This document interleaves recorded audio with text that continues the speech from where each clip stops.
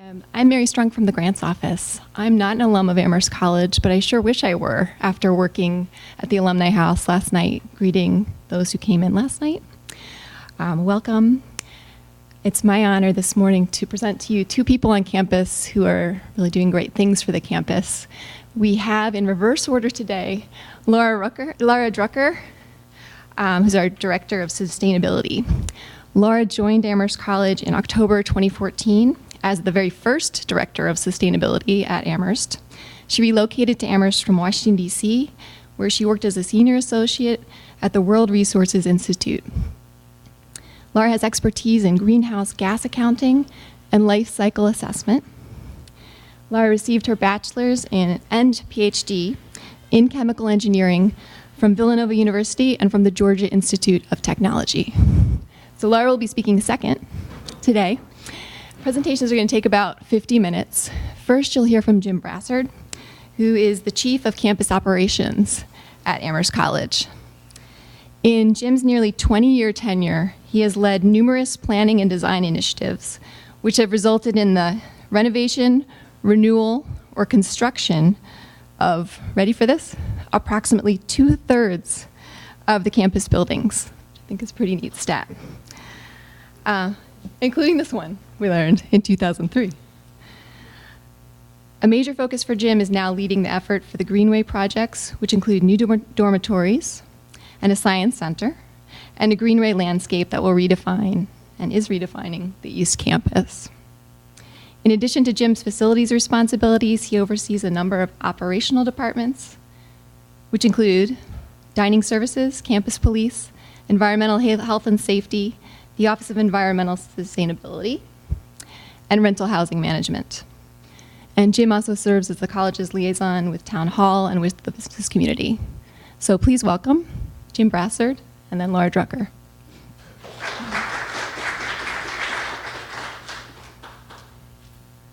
Thank you, everybody, particularly for coming out so early on a Friday morning. A beautiful image of the campus. Sure. Is that better, Charlie? Much better, okay. So, a beautiful image of our campus, a fall image, intentionally so because we know it's 90 degrees today, and we think just by power of suggestion it's going to feel cooler looking at the beautiful foliage. So, as Mary said, I've been here for almost 20 years now, and my role at the college started primarily in facilities.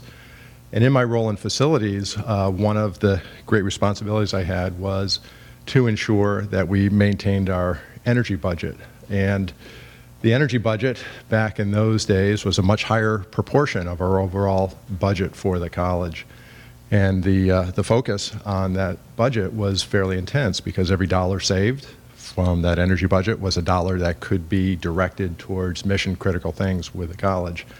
And so my team, the facilities team, over the years had a very intense focus in terms of implementing energy conservation measures that range from doing high and deep energy retrofits on buildings with lighting improvements, HVAC improvements, ensuring that the envelopes of buildings was tight.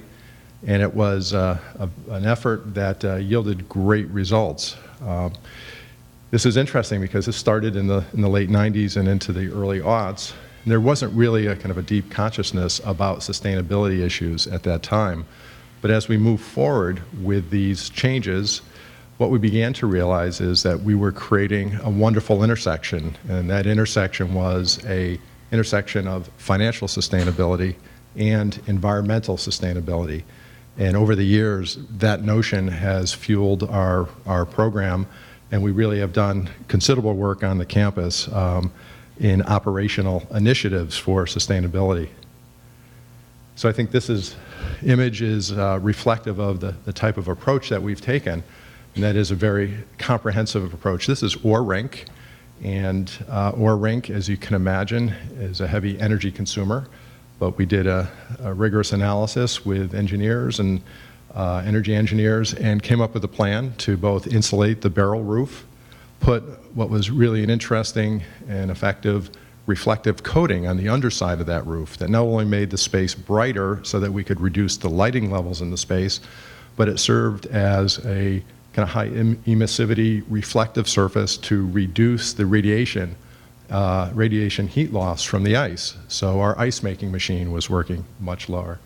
We also put in controls that would ensure the fresh air that was introduced into the building was indexed to the amount of CO2 that had accumulated in the building and reduce the amount of air that we had to temper and to heat to go into that space. So it's reflective of kind of that systems thinking that we apply to all buildings on campus and have been doing so for many years. Again, in the theme of energy conservation, some images here that reflect what we've done. The lighting, we show that we have installed now LED lighting across our full campus. Not only has it enhanced lighting levels on campus, but it has reduced the energy consumption on our lighting by about 75%, which is significant. Now, an interesting point, and this is a field that is evolving so quickly, that in many buildings in the early aughts, we put in what at the time were high-efficiency fluorescent lights, and now we've gone through and have replaced those 2 and 3 times over to keep up with the pace of change with lighting. But each time, we have fully realized the value of that investment, and LED lighting now is being deployed widely across the campus. On the upper right is an image of a building that we acquired a few years ago. This is right on the fringe of the campus. Many of you may remember this as the Peter Pan bus terminal, is the best way to describe it. I see some heads nodding. Okay. It was the Baptist church, served as a commercial endeavor for some time, and the college purchased it so that we could create improved space for some administrative functions. When we renovated this, we did it to the absolute highest standards in terms of efficiency that were guided by a document that we developed. Many institutions subscribe to the LEED protocol and the LEED certification process. Just a show of hands, people familiar with that generally? Okay. For those who haven't heard of it, it is a certification process that guides one through how to design and operate a building at high levels of sustainability and energy conservation. Our read on LEED is that it did force institutions to do things that weren't necessarily in their interest simply for the matter of acquiring LEED certification points. And where institutions were investing in buildings the term is rack up LEED points, they were ignoring often some of the really key attributes of sustainability and not making the proper value judgments on it. So we developed our in-house document that we felt was a much more sensible approach towards high-performance buildings, and it has really guided everything we have done since in 2005 when that document was developed. On the lower left corner is a schematic. It's a screenshot. This is a screenshot that any of our HVAC control technicians would have on their iPhone or on their iPad, and they are able to control virtually every building on campus through that technology. And that technology has enabled not only convenience, but it's also enabled us to develop control systems for buildings that recognize when buildings are being occupied or unoccupied. It creates optimization logarithms that will look at how we can index the operation of systems to what's happening climatically with outside air temperature and humidity. It monitors the quality of air in the buildings and gauges the makeup air accordingly. And that system has resulted in tremendous efficiency in our buildings. And finally, on the right-hand corner, the lower right-hand corner, another schematic. And you can tell I love schematics. I'm an engineer, so this is a language that's near and dear to me. But this simplified schematic represents what is called a cogeneration plant. And for those who don't know what a cogeneration plant, it is a process by which energy is generated at the source. And in the process of generating that energy, the waste heat is recovered to create beneficial thermal, i.e. steam, that can be used on the campus.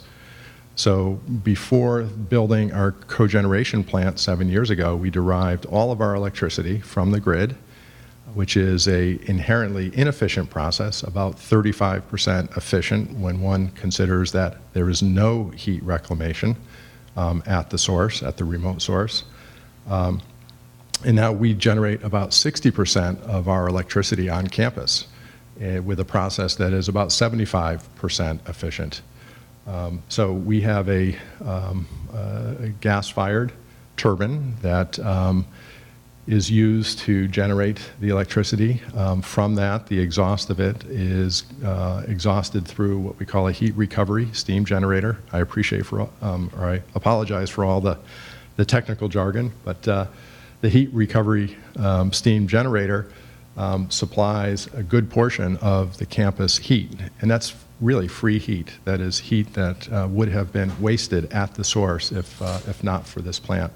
And this really serves as the cornerstone of our energy program. Also, in terms of energy focus, we have converted virtually all of our heavy equipment and vehicles to diesel, and we run biodiesel in all of our equipment. We were one of the first in the Northeast to do that, and that has been a real plus.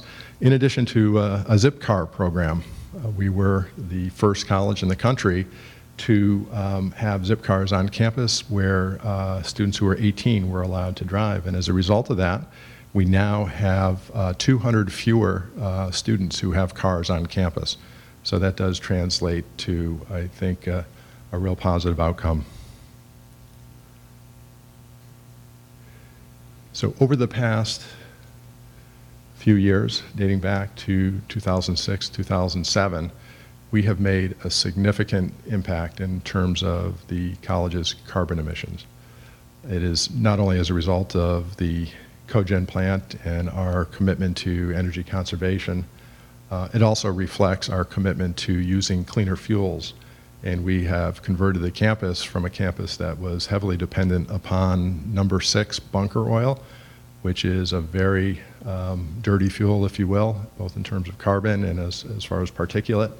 And now we burn almost exclusively natural gas on our campus. So we have an emission of about 20,000 metric tons of carbon per year. We're not there yet. We've got a long way to go. And Laura will talk at length about what our plans are and how we can shape this curve even more so, and how we can move towards a carbon neutrality for our campus. So it extends beyond energy. The sustainability commitment really runs through all the operation departments on campus, and we have done a lot of work to reduce water consumption by virtue of low flow fixtures, by virtue of washers that minimize the load, and some of our industrial process systems as well that we've optimized to really reduce the water consumption. We have a strong commitment to recycling. We have a collection infrastructure for recycling across the campus that has us at a recycling rate above 30%, which measures very well according to what we find our peer institutions are doing, and we're proud of that program. And we also have a deep commitment to the local food movement. Valentine, over the course of the past few years, has made it their mission to create partnerships with local farmers and local vendors and really embrace almost a farm-to-table ethic. And it has resulted in, I would say, a much healthier menu within Val, a menu that our students are feeling very positive about knowing the sourcing of their food, about knowing that it's healthy, and knowing that it's contributed to the local economy. The image on the upper left, and Laura will tell more about this, is from our Book and Plow farm, which is an initiative that we launched 3 years ago. The Book and Plow Farm, we like to think of it as a farm in residence, farms about 30 acres of college land and in partnership with the college. And we've arranged for this wonderful quid pro quo where we have provided the land to Book and Plow, and in exchange, they have provided the fresh produce to Valentine at a market cost. But more importantly, they've also provided wonderful engagement opportunities for our community. So our faculty, staff, and students can work on the farm in internships and volunteer activities, in team-based initiatives. And it's really been a wonderful means of connection to the community. And I think Laura will talk a bit more about that. So I'd like to pause here and pivot to the greenway projects. And I bring the greenway projects up because we are now, I'm sure many are aware, in the midst of what is the largest construction program in the college's history when you look at the size of the buildings and the value of the buildings combined. And it is a wonderful opportunity for us to really set a high standards relative to the efficiency of these buildings. To just orient you to the page, this is north in this direction. Benesky is here, and here we are in Fairweather. The location of the social dorms for the next couple of days at least, and then the new location of a science center, and of course the new greenway dormitories that are going into the south of Merrill, all connected by a landscape element we refer to as the greenway, which is a bit different than the kind of traditional quad vocabulary that has defined our campus to now, and appropriately so, given the topography and the steep hillside there, to create this and extend the core of the campus and create this new area, new building sites on the campus. The greenway has kind of a much more kind of, as you can see, kind of an organic flowing configuration, and is allowing buildings, rather than to create kind of hard edges like you would see on a traditional quadrangle, is allowing for the buildings to really engage and plug in and create almost eddies off of the greenway that pull people into the dormitories. So what I do want to do, though, however, is that's just a high view of the greenway, but I want to focus on some of the sustainability features that we have incorporated in those buildings. So architectural rendering of the greenway, dormitories, and I want to just give you a sense of scale and proportion and what we've been up to for the past few months.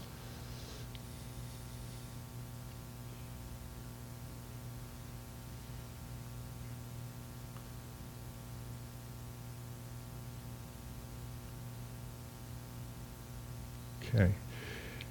So within the greenway dormitories, what have we done that has made them distinctive from a sustainability perspective? First and foremost is that we have used radiant systems throughout the buildings. The structures are concrete structures, which creates an inherent heat sink, and that heat sink allows for us to create a very kind of moderated temperature control within the building. We have coils that are located both in structural slabs above and below a room, and those will provide both heating and cooling at a very, very efficient way. Rather than heating and cooling by moving air, which is a very inefficient media to heat and cool, we're doing this hydronically with water, which is a very efficient way to move energy. And so we'll be able to move water that has a very low temperature differential with the ambient through these slabs and ensure that not only do we provide the highest levels of comfort, but we do so in a very efficient way. This also notes, too, that we have created windows in the building that have high vertical component, and that allows for exchange, a convective air exchange within the rooms, a natural ventilation, if you will. And in fact, that same theory holds true for cross ventilation across the building, whereas on the north side of the building, we have created operable transom windows that will create a chimney effect through stairwells on the north side, which will draw air into the building and create a cooling effect.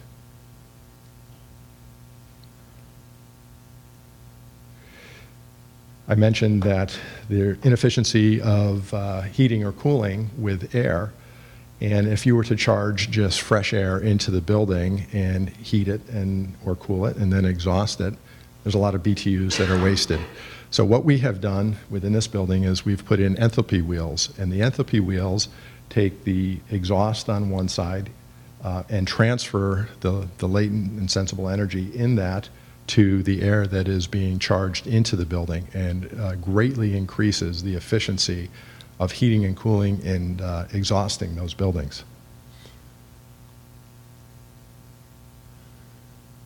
So this one is one that we really like. This is something that I think anybody who has ever had a teenager will appreciate. This is a heat recovery system for showers. So we collect all the drains from the showers in the buildings, which is temperature that is somewhere with water with a temperature somewhere around 120 degrees. And rather than discharging that to waste, it passes through a heat exchanger. And the domestic water that is coming back into the showers passes on the other side of that heat exchanger, picks up that waste energy, and comes back into the shower at a much higher temperature, and we reduce the amount of energy that goes into that process. We're debating on, Laura and I had a conversation about this last night, we're debating on whether to tell the students about this, because we worry that if they know it's efficient on the showers, they may take longer showers. So, nonetheless, I think this is a really interesting feature, and then of course, one of the things that we're doing is we are collecting rainwater, and we will use the rainwater for all of the toilets throughout the building. And this is a great way to put that water, which would have otherwise gone to waste or have gone into wetlands and potentially caused environmental impact, put it to good use. So we turn our attention to the Science Center. The Science Center is a building that is highly, highly technical, as you can imagine, with multiple labs and hoods and intense instrumentation. By its very nature, it's an energy-intensive building. We have done a lot of benchmarking and internal benchmarking as well to understand what our energy target should be, and that has allowed us to model the building and model our design decisions as we've gone through the design process. Interestingly, you can see that Merrill, which is on the far left, is not an exemplar for energy conservation. Built in the 60s, when energy was thought at that time almost too cheap to meter, there was no consideration around it, and the air in Merrill is considered once through air. It comes in, it's heated or cooled, and then it's exhausted. And nor does it have a robust insulated envelope. And as a result of that, the energy use intensity for the building is about 370. It consumes, despite being about 10% of the footprint of the campus, it consumes somewhere between 30 and 40% of all campus energy, that one building. So as you look at where the targets are and what we aspire to, a state-of-the-art building that does meet current energy code is somewhere in the low 200s. Dartmouth was able to, with a lot of innovative design, hit a energy use intensity of about 99. And as we model our science building and everything that we've done in it, we're aiming for an energy use intensity in the low 90s, which will make it one of the most efficient science buildings in the country.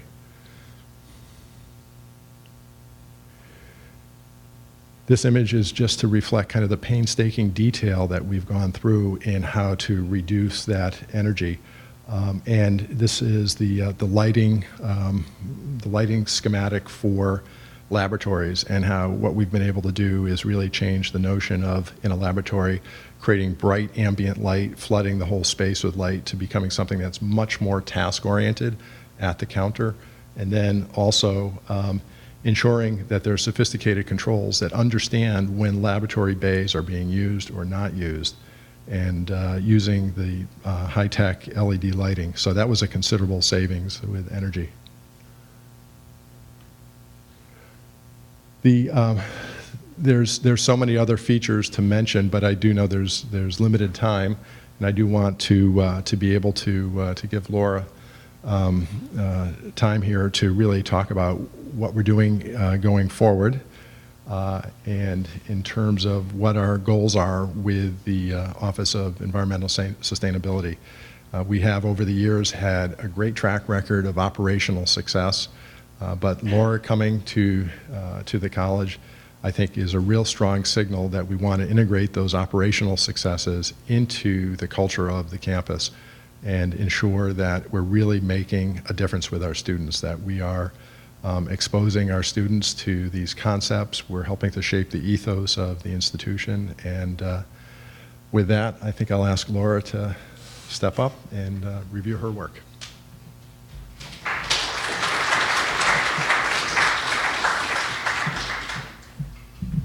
Jim's a little taller than I am. Yeah, there we go.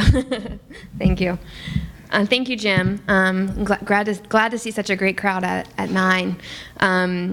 After I'm sure there were late nights in the tents, I hope anyway.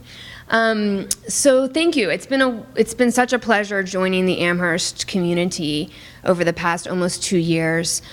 And one of the first things that we tackled as the Office of Sustainability was continuing to walk the talk, continuing to build upon all of the great work we've already done. We know that climate change is a defining issue of our time. We know our students are very concerned. And we knew that although we've made progress, as Jim alluded to, we know that we need to step up and make more progress. We need to set reduction targets and have a clear action plan. So one of the very first tasks of the office was to do just that. So a little over a year ago, we formed a climate action task force of staff, student, and faculty, and we were tasked with determining the best path forward to reduce our emissions on campus, to learn from our peers. So we're a little bit behind in terms of having an Office of Sustainability and doing one of these climate action plans. So what can we learn from the successes of our peers as well as their failures or their shortcomings? Display leaderships by taking steps that make a difference, and by that, determining what are the assets of Amherst College that could make us leaders. One of those assets is surely the diversity and excellence of the students. So how can we involve them deeply into this process, not only so they improve our climate action plan, but also so we instill in them some knowledge that can allow them to foster as change agents outside of Amherst. And that's a really huge driver for achieving scalable benefits beyond our own community. So if we look at a sort of a different view of our greenhouse gas footprint, this looking out into the future and as a business as usual scenario, we know there's a few reductions that we can achieve. About 27% of our greenhouse gas footprint is due to the electricity that we purchase from the grid. So we know there's an opportunity there that instead of purchasing grid electricity, can we purchase or deploy on campus renewable electricity? So we're already working to try to establish that. We've got a collaborative with the 5 colleges and Williams to determine whether we can jointly develop a regional renewable energy project that would support all of our goals to reduce greenhouse gas emissions, as well as looking at projects on campus or close to campus.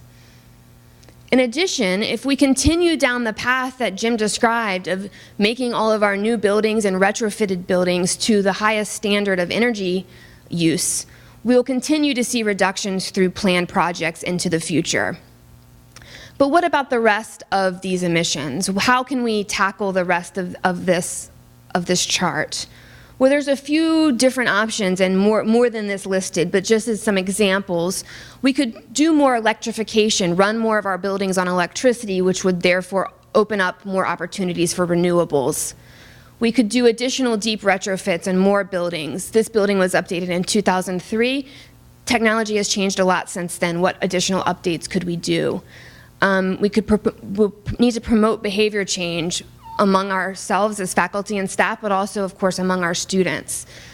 And we won't be able to get this all the way to zero with just efforts on campus alone. So what about working within our community to help our community partners reduce their emissions and thereby claiming some of the credit for those greenhouse gases?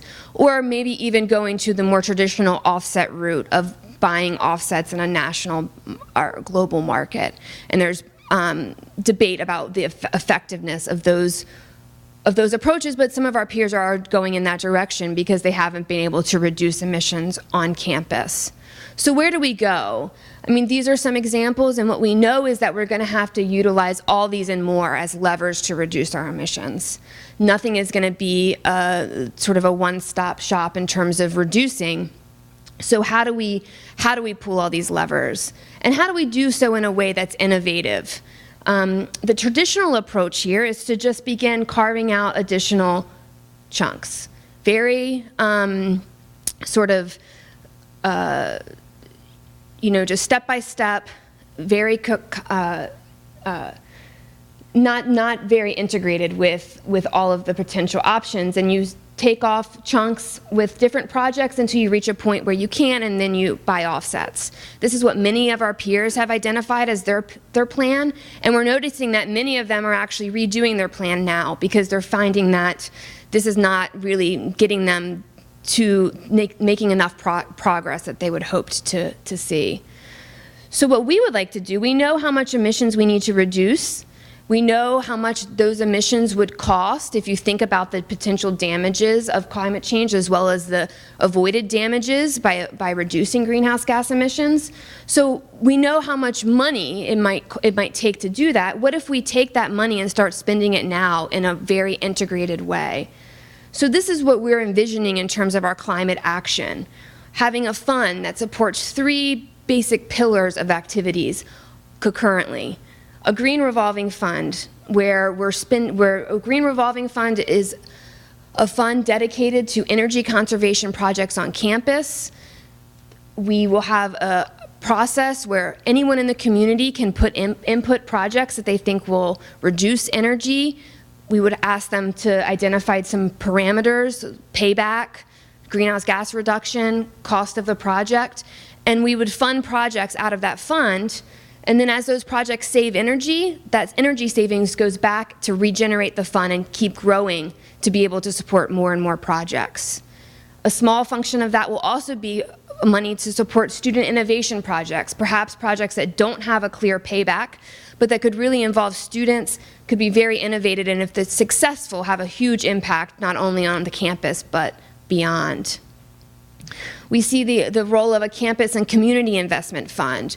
This fund would support our renewable energy investments and deployments that we know we need to make, as well as continued capital investment in these heavy retrofits that we've been discussing to make sure that they're best in class in terms of energy use. And then, of course, because we know we're going to have to look off campus for some of our reductions, looking at supporting a community-based offset. So this would potentially help a local community group that perhaps we work with in other functions on campus upgrade their own heating system, so they're saving energy, allowing them to use more of their resources towards their mission and allowing us to claim some of that benefit in terms of reduction. So really win-win opportunities there. And then finally, the student learning aspect, supporting learning and teaching activities, but not just abstract learning and teaching about sustainability and climate change, but actually using all of this to help learning and teaching. So we can envision that our environmental economics course would be very interested in learning a lot about the Green Revolving Fund and how that works and how it could be work in other places. We are going to have metering data for our buildings, and that data is going to be provided to the statistics department so they can really delve into that and help us do some analytics of that data. Additionally, that data could go to the computer science department, and we could have students developing apps that they share with each other so they can run competitions in terms of who can save the most energy in their dorm.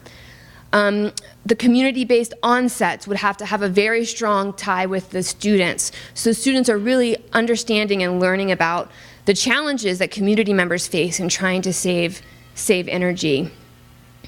And then we want to have an opportunity for students to identify their own areas of interest, what projects they may want to do on campus, what speakers they may want to bring, and have an opportunity to own that system through a student-led fund.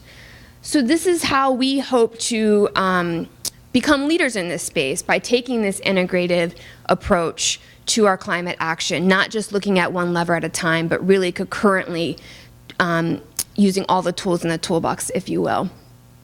And we think this is going to have a huge impact in terms of scalability. Again, a traditional approach, we focus first on on-campus reductions in renewables. Anything we can't reduce, we offset with the maybe emissions for a project that's happening in Madagascar, for example, very remote and not very abstract to our student body. And we will still meet our goal. We'll still be able to reduce our emissions by a given date, but we're not achieving many of the co-benefits that a system like this could achieve. When you think about it in the approach that we're taking, of course, on-campus reductions and renewables are still at the core of that approach. The offsetting, if we switch it to a community, there's a lot of additional scalable benefits in terms of community education, energy savings, and betterment in the community. Getting students involved in the decision making, allowing them to propose their own projects, raise awareness, and then using the campus and the community as a living lab are all ways that we're going to exponentially increase our potential greenhouse gas savings by students' behavior when they leave campus. And that's really the overarching goal of the Office of Sustainability, is to embed sustainability into the daily lives of the students so that when they leave here, they're equipped with the tools they need to work as future leaders to take actions to make our society just and sustainable. So the Climate Action Plan is one way we're going to help do that, but there's a lot of other ways we're also working directly with the students. We're having a lot of interaction with the students from an educational standpoint. So last August and September, we did our first LEAP orientation program, where we took 30 first-year students to tour an anaerobic digester in Hadley. So that's also lovingly known as cow poop power. And that was a seventh-generation family dairy farm in Hadley that has invested in that system and seen a lot of positive returns to help keep their business going. We also toured in Berkshire East. There's the ski resort. They're operating their ski resort with wind and solar, and we were able to go there and tour the wind facility and the solar facility, which was a great learning experience. We also got to ride the ski lift, which several of the students had never done before. So another great first for some of those students. This fall, we were lucky enough to be able to send several students to the climate negotiations in Paris. And those students took a special topics course leading up to the Paris climate negotiations, where they learned about the different terminologies that would be discussed, some of the issues that were being discussed, and how those differed from developing versus developed countries to indigenous people. I was able to co-facilitate that course with a professor in environmental studies, Michelle Stewart. In the Intro to Environmental Studies class, we've provided them with energy meters for the past two years, where we've asked them to go meter appliances in their rooms and determine how much energy are these appliances using. And that's been eye-opening to them. Many of them have fridges that they don't use, and they pull a lot of electricity, so that begins making them think, do I need this fridge? Or fans that they run all night that pull a lot of energy. This year, we actually asked them to change their behavior in the way they charge their laptop and determine whether there was any statistically significant difference. And they determined that, in fact, looking at their class of 50, there was 37% reduction in energy use just by changing their behavior and how they charged their computer. And that was eye-opening to them as well, that just behavior change can make a huge difference. Beyond educating students in the classroom and near to the classroom, we're also empowering students. These are students that are already interested in sustainability, but prior to the Office of Sustainability being formed, hadn't really had a great outlet for that energy. We've helped support many new clubs that have been formed. An aquaponics club that started in the spring of 2015, a green athletics committee that started last fall and is really taken by storm and done a lot of great work, a bike share that's going to be launched in the next few weeks, and an eco-rep program for the first year dormitories. Additionally, we're supporting students that want to raise awareness. We have one student in particular who's very interested in food waste, has been working for over a year to help raise awareness on campus, and is actually planning to do an econ thesis on food waste next year. And then helping students that perhaps want to meet directly and speak about the issues to some of our political representatives, helping to facilitate those discussions. They did have a serious discussion. It wasn't just selfie taking. And then finally, we realized that this is touching a small amount of students. You know, students that have self-selected to be environmental studies majors, students that have self-selected to be interested in sustainability. So how do we reach the rest of the campus community? So we're continuously trying to identify ways to do that. This spring, we had a very successful Amherst All-In campaign where we bought t-shirts and provided them to students if they were able to tell us why they were all in, what made them motivated to care about the environment. And we had heard from many students, wow, I'm actually having to think about this. I'm actually having to think for my free t-shirt. And so we got a lot of participation there. Just this spring, we had our second annual Trash to Fashion show. And this is an opportunity for students to design and model outfits made out of post-consumer waste. And it's a silly, fun event, but it does raise a little bit of awareness and brings in people that otherwise may not come to an environmentally focused event on campus. And so our two have been successful, and we hope to continue that into the future. Jim mentioned the Book and Plow Farm, and I think this initiative really embraces all of those aspects of how to build a community of students, engage them, educate them, and empower them. As Jim said, Book and Plow is a farm and residence. Farmers Pete and Tobin are independent farmers. Book and Plow is an independent farm. They provide produce to Val. They also provide produce to our community through a CSA, which many of the faculty and staff are members of, but other members of the community as well. And they provide produce to other local distributors, other local restaurants. So they're really helping to support the local economy. And the students feel very passionate about the benefit that brings in terms of their learning, that this is a commercially viable farm and they have to focus on producing to be successful. But whereas a typical farm, that would be it, and that's hard enough, Book and Plow exceeded our expectations in how they engage with the students on campus. As Jim mentioned, we have student workers throughout the semesters that work on the farm. We have interns over the summer, highly sought after intern positions to work with the farmers. We have volunteers. So this is an example of our women's lacrosse team going out to volunteer one weekend this fall. The farmers run their own orientation trip at the farm. Here's the orientation program last year, enjoying a farm meal together. And they get involved in the classroom as well. Just this spring, Farmer Pete led a lecture of the molecular gastronomy course up at the farm. So the farm has been wonderful. We're continuing to work on ways to further improve our relationship with the farm and how they engage with the students, but students have had nothing but good things to say about their experiences there. And I encourage you, if no one has plans at 10:30, there is a tour of the farm. So if you need directions, Pete or I or anyone else from the staff here could give you directions there. So with that, thank you. Here's some of our messages from our Amherst All In campaign, where students were mentioning what they cared about in terms of environmental protection. We know we have a long way to go. We're just getting started, but we think we've made some good progress.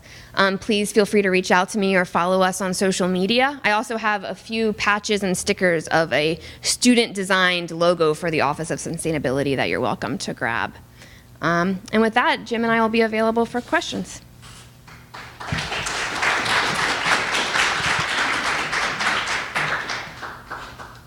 Question in the back. Thank you for a very good, interesting presentation. Two short but maybe irritating observations.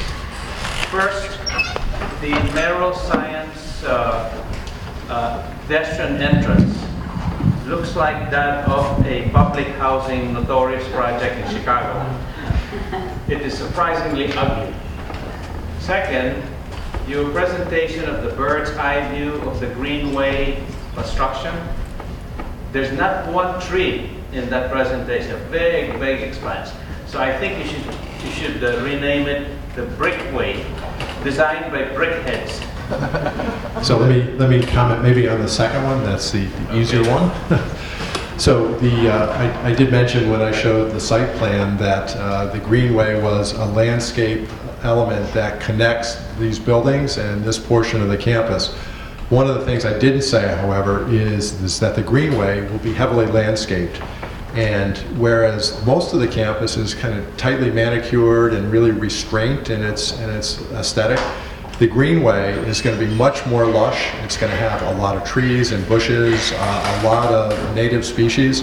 And the sense is we're trying to create a transitional landscape, one that kind of embraces the quad and its kind of very kind of clear aesthetic, but also serves as a transition to the sanctuary and beyond. So it will be lush. There's a lot of trees that are starting to be planted as we speak right now. So that was fairly easy. Relative to Merrill, yes, absolutely. The entry to Merrill is in difficult shape, and we have to be very, I think, close stewards of our finances. And Merrill has a very short life right now. It's less than 2 years. And while we could invest a couple $100,000 in terms of bringing that patio back into good shape, we just feel that our money is better directed to other mission-driven things at this stage. So. Chuck. Jim, I didn't hear, I came in late, I know. I did not hear anything while I was here about Hampshire College and its efforts on sustainability, which I think are among the leading efforts in the country, Hampshire having the advantage of being new and new buildings and so forth. But do you want to say something about that, or do you want me to say something? Well, I can just touch on it, and then maybe you can add to it. It's a wonderful question. The question was about Hampshire and what they are doing with sustainability and some of their really leading edge buildings. We have the wonderful benefit of being in 5 colleges, and Laura has been able to create strong connections with her sustainability colleagues across the 5 colleges. And they're constantly sharing best practices and ideas and so forth. And we often look towards Hampshire as being a leader amongst our colleagues, certainly relative to the buildings that they're building. They just completed a building, the Kern Center, which is at the entry to their campus. And it is truly distinctive. It is designed and built according to the Living Building Challenge, which is a very, very rigorous challenge, far exceeding LEED around the building attributes. And they've built a building that is not only net zero energy and net zero water, but also has just wonderful design features that enhance the individual's experience with the building. And we can be proud to be members of this 5 college community and what Hampshire is doing in this regard. Is there anything else, Chuck, that you'd want? Well, you might mention that Hampshire, my loyalty goes in both directions. So Hampshire will be entirely powered by solar energy within 2 years from now. Hampshire's Chuck's comment was that Hampshire will be entirely powered by solar energy within 2 years. Interestingly, they're in an enviable position. About 10 years ago, when I was talking to my counterparts at Hampshire, they were lamenting the fact that they were an all-electric campus. And it was having a tremendous drag on their budget, but also in terms of their carbon emissions, because they were deriving everything from the grid.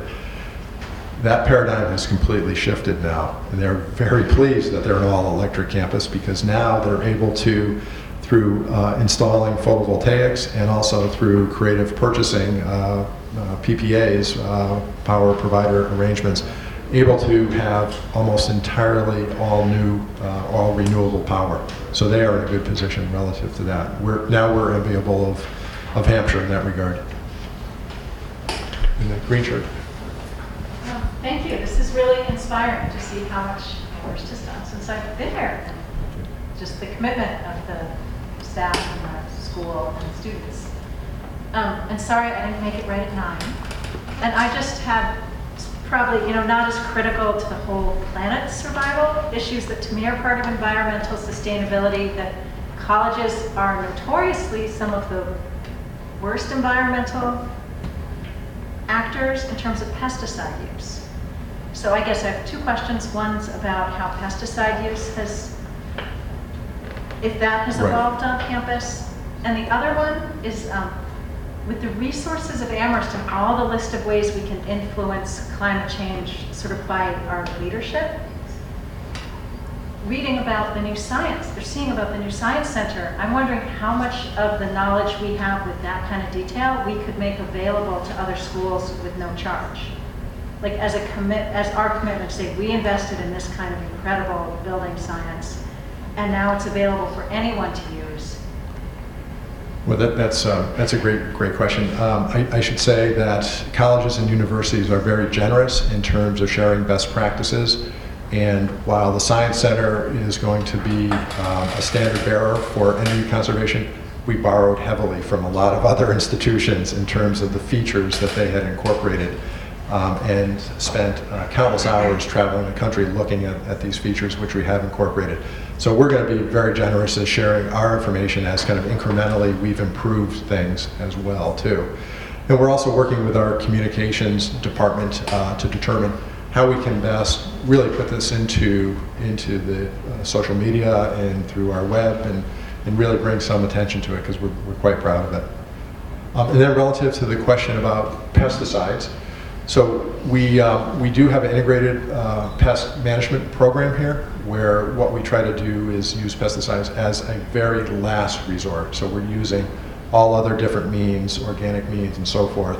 But I will say there are some times when we do have to use pesticides on our playfields on occasion, but it's de minimis, really. In the orange shirt. Thank you for a wonderful talk. Quick question, you mentioned that there were some important sustainability principles that were missing from the LEED certification, or either contrary to it. I was wondering if you could just touch on 1 or 2 of those. Sure, and it's often, I think, how LEED is weighted, and it is not always weighted around what I think is the most impactful sustainability practices, energy. So for example, we have a peer institution that built a science building that was able to do so without having any heat recovery in it, yet still was able to achieve a LEED Silver certification. And when we benchmarked to determine what their energy conservation was, they said, well, that was a little bit expensive. It got value engineered out, and we were able to put in a bike rack here, and we were able to do, certain things here to get other points. And really what would have been the best decision for that institution would have been to really emphasize energy above some of those other things, although it might not have had the same yield in terms of LEED points. So I think LEED, I don't want to be disparaging of LEED at all, and I didn't mean to be, because I think it brought an incredible awareness to this and has really elevated design. But for Amherst, we were doing these things, and we were guided by the principle of reducing our energy, making the buildings as sustainable as possible, and we felt that if we subscribed to LEED, we would be in a position where maybe we wouldn't be necessarily making the best decisions for our particular unit. So for example, LEED puts a heavy emphasis on water consumption as well too. And it does not necessarily recognize regional factors to the degree, at least in the early days of LEED, It does not address regional factors, so you can get similar points for water initiatives as you can energy initiatives. So that was kind of what has informed our thinking about LEED over the time. Okay, question? Yes, I think you've done a great job, but one thing, having visited the campus both in the winter and now, even with the more recently renovated buildings, I noticed that the lights are on all the time in the hallways, like too bright to go out, really. I mean, I can see the light around my doorway. And also in Charles Pratt, in the winter, the windows were open because it was too hot. So those are some things that I think can be worked on, but it'd be great if you could speak to that. My second question is, you talk a lot about working with the students, and the community of Amherst College also includes the faculty and the staff. And one way of getting good ideas are asking, especially the staff who are actually doing the work, like, how can we save energy doing your job? And I didn't hear any of that in the presentation. And also, I know that faculty are busy and some are curmudgeonly, opposed to having to change their own behavior. But, we're always going to have a sustainability person until everybody's job includes sustainability. So it'd be great if you could talk about what plans you have to educate and push the faculty into thinking about sustainability so that they can hear it not only when the sustainability office is doing things, but every day in every class. Yeah, great questions. So on sort of the energy use in the buildings, the lighting, and the heating, yeah, we're well aware that we have some improvements to make, both in terms of auditing some of our automated lighting systems to make sure they're working correctly, and that's actually something that came out of the environmental studies course. Many of the students mentioned that the lights in their dorms hallways were on too much, and I know that they're supposed to be not on us too much, so we're this summer going to go through and audit all the buildings and see if those systems are working. In the new dorms, we've actually flipped it a bit, whereas in the other buildings we have occupancy sensors, so they come on with movement. We're going to have vacancy sensors in the new dorms, so they go off without movement, and then to turn them back on, you need to flip the switch. So that will hopefully help with some of that in the hallways particularly. In terms of, and then we're going to be doing energy metering, and that's really going to help sort of track some of that behavior better and hopefully be used as a tool to communicate with the students, because the windows open is a problem, and some of that is driven because students' rooms are hot and they don't know, or even beyond students, rooms are hot and they don't know how to communicate that with our facilities department, or they have and nothing's changed. And so trying to improve those communications with the metering data as an underlying basis is going to be really helpful. In terms of faculty and staff engagement, you're exactly right. Our hope is so we've been working fairly quietly on the climate action plan. When we first started, we did some staff and faculty outreach, but since then we've been plugging away. In the fall, it's going to be really important that we get community feedback on that plan from all areas of the community. And once that plan is launched and we're ready to start working, it's going to be a community effort. So we're going to have to think through ways of engaging with faculty and staff. And as you say, some will be easier, than others. But we're hopeful that they're going to help be sort of examples to the students in terms of energy and just sustainability in general. This is primarily a question for you, Laura, but it could be for both of you. I noticed in the initial statement, in terms of the plan, they talked about the major project in terms of creating a greater connections among faculty, students, and staff, and the whole community coming together much more than it does now. And then you said, as well, this is the other part of the issue, and that is the sustainability movement. To what extent are those two coordinated? Are they separate initiatives? Are they really designed to come together, that in creating an Amherst community, integrated within that is the whole notion of sustainability, and sustainability is a core element of who we are as a community? Yeah, I mean, I think that's the end goal. As you pointed out, I would be working myself out of a job in the sense that it's so integrated that everyone is doing sustainability and there's no need for a particular one person to try to lead the charge.